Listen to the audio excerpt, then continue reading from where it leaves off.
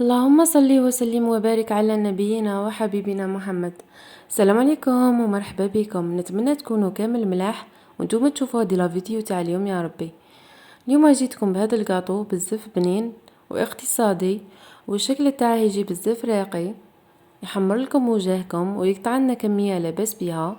بلا ما نطول عليكم نبداو مباشره في المقادير وطريقه التحضير. عندي القاعده واللي هي عباره عن عجينه صابلي. درت هنايا 200 غرام سكر كلاصي ما يعادل الكاس، 200 غرام مايزينا ما يعادل الكاس، 2 حبات بيض كاملين، وحده لا ليفور شيميك، وملعقه صغيره لافاني وقرصه ملح.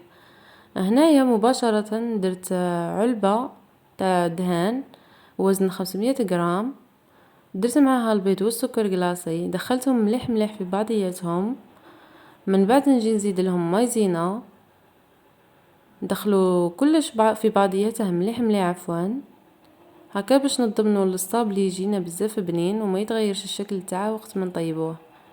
هنا للامانه فقط انا ما استعملتش كامل الكميه لهذا الكاطو باسكو يقطع لنا كميه كبيره. هذا الصابلي يقطع لك حوالي 100 حبه، يعني تجمي ديريه في 2 انواع كيما درت انا. ونجو نزيدو ملعقه لافاني وندخلوها هي تاني مليح مليح. من بعد نزيدو الفرينه والخميره حتى نتحصلوا على عجينه تكون بهذا القوام، ما تيبسوش العجينه بتجيكم شابه. وهنا اختاري اي طابع نتيا تبغيه، انا هنا استعملت 2 انواع. من بعد طيبيه بطريقه عاديه كامل نعرفوا كيفاش نطيبوا الصابلي.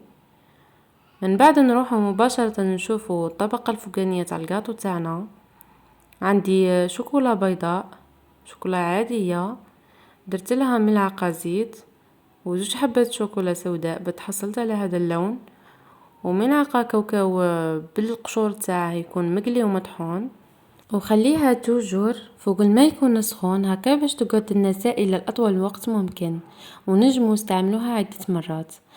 وهنايا في اي مول سيليكون عفوا درت الطبقه الفوقانيه تاع شوكولا ودخلتها للفريجيدير، ومن بعد درت لها الطبقه الثانيه وعاود دخلتها للفريجيدير. وهنا نروح مباشرة للحشو. عندي 2 ملاعق ديول محمص ومرحي، كاوكاو يكون محمص ومرحي، وغوفريت يكون مرحي تاني. ولميها بشوكولا للطلاء وخليها شوية طرية هكا باش يقعد لنا الحشو تاعنا طري وفي نفس الوقت مقرمش. ونعمروا الحبات تاعنا ونروحوا نشوفوا صابلي تاعنا، نزينوا الحواف تاعه بالكاوكاو ولصقيه بالمربى ولا بالطوفيه كيما تبغي. وهاي ليك النتيجه، تجمي تلصقيها بالشوكولا ولا بالطوفيه. مبقى لي غير نقولكم الى الملتقى في فيديو اخر باذن الله.